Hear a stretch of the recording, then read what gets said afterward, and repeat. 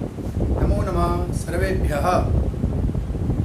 अद्य वयं प्रत्ययं ज्ञास्यामः। द्वादशकक्षायां प्रत्ययप्रकरणम् अस्ति। तस्मिन् प्रकरणे क्षत्रि शानच् प्रत्ययद्वयम् अपि अस्ति। क्षत्रि प्रत्यय, शानच् प्रत्यय में क्या भिन्नता है परस्पर?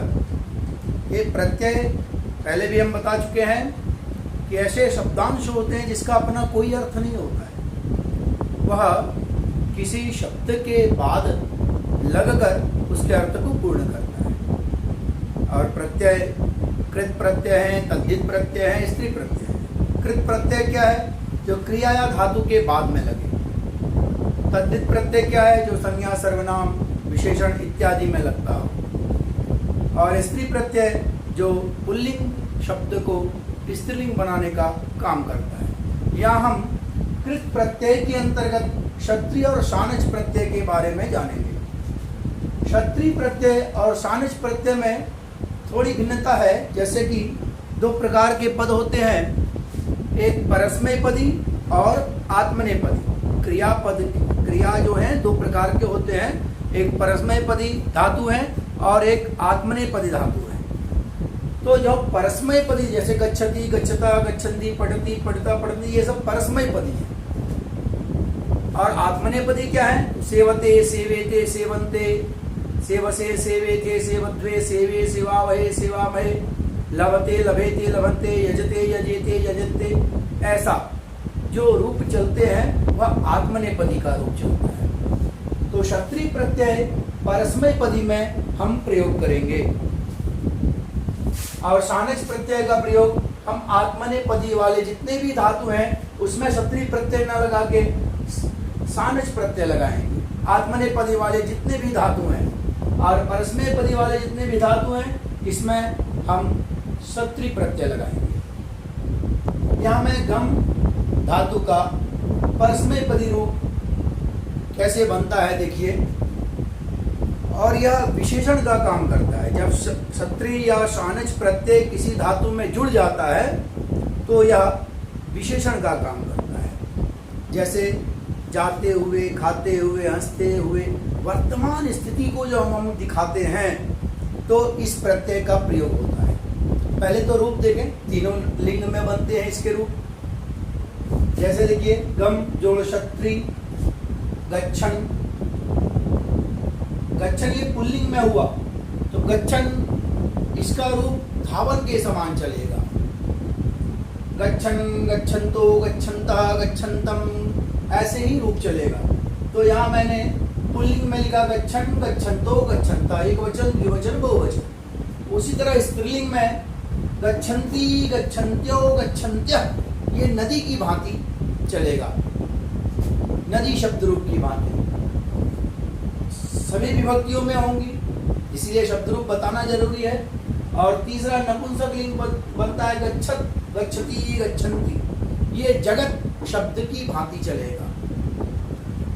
ये तीनों रूप बनते हैं। उसी प्रकार से शानच् प्रत्यय में मैं एक उदाहरण सेव धातु का लिया हूं। सेव अर्थात सेवा करना। सह गुरुम सेवते, वह गुरु की सेवा करता है।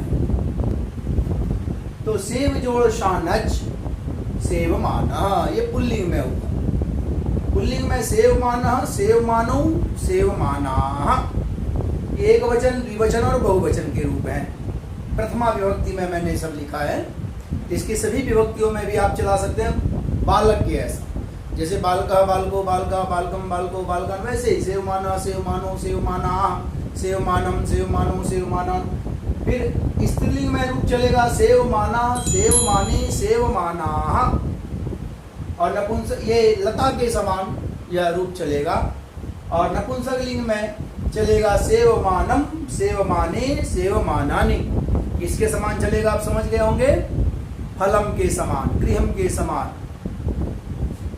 अब मैं कुछ धातु रूप लिखा हूं। जैसे दृश्य जोड़ क्षत्रि, दृश्य जोड़ क्षत्रि, पश्यन्,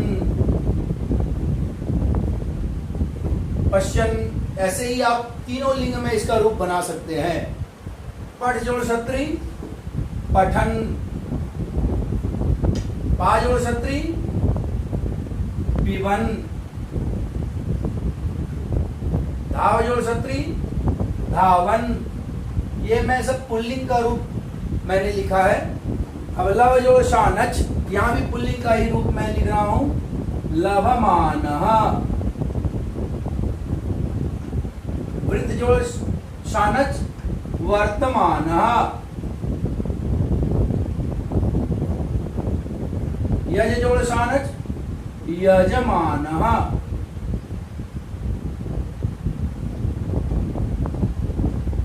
याज जोड़ शानच याचमानः।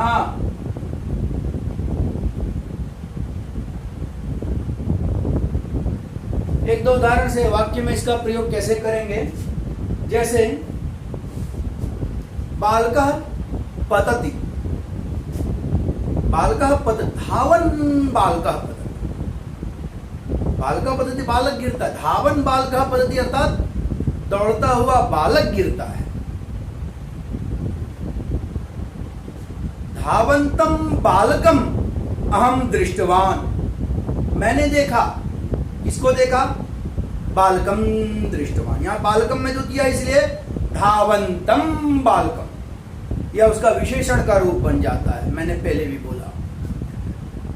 उसी प्रकार से इसका भी आप कर सकते हैं, सेवमानः बालकः, सेवा करता हुआ बालक गुरुम पृच्छति, सेवमानः बालकः जलम पिबति। ऐसे हम इसका प्रयोग कर सकते हैं। अन्य दूसरे दिन फिर नमो नमः आप लोग इसका अभ्यास कर लेंगे, इसको सभी लिंग में आप लोग इसको डाल लेंगे, अर्थात लवमाना का तीनों लिंग में आप लोग देखें हो जाना चाहिए। नमो नमः।